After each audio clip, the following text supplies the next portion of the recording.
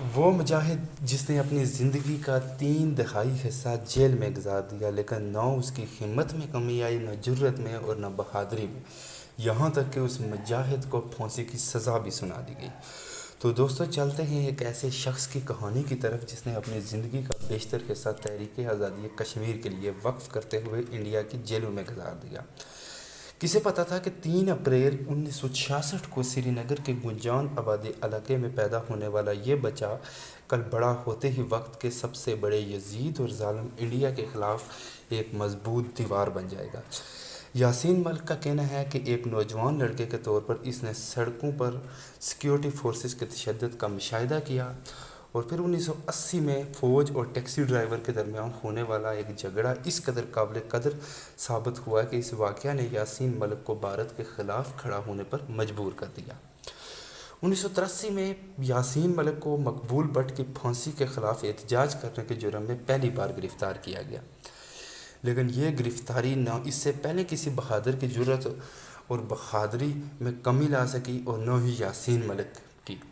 یاسین ملک کی جرت، بہادری اور حصول عظیم مقاصد میں ذرا برابر بھی کمی نہ آ سکی، بلکہ یاسین ملک اس گرفتاری کے بعد اور مضبوط ہو گئے۔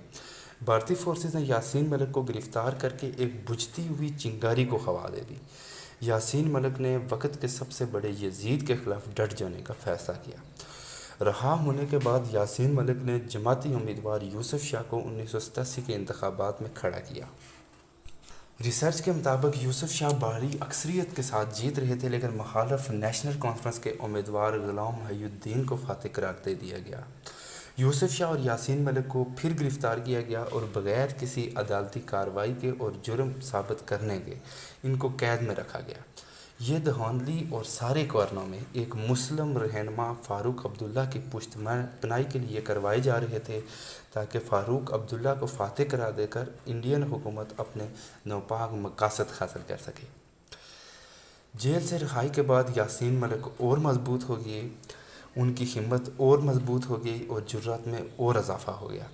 جیل سے رہائی کے بعد یاسین ملک نے وقت کے یزیدوں کے خلاف نہ جھکنے کا فیصلہ کیا اور پاکستان زیر انتظام کشمیر میں آ کر تربیت حاصل کرنا شروع کر دی۔ تربیت حاصل کرنے کے بعد یاسین ملک دوبارہ وادی میں داخل ہوئے اور عسکریت پسندوں کا ایک گروپ بنایا۔ انہیں وادی کشمیر میں آزادی کے لیے ان کی کال کا پرجوش جواب ملا۔ لوگوں نے بڑے پرجوش طریقے سے یاسین ملک کو ویلکم کہا۔ انہوں نے ہندوستانی سیکیورٹی فورسز کے ساتھ گوریلا جنگ چھیڑ دی اور حکومت اور سیکیورٹی اہلکاروں کو نشانہ بنایا۔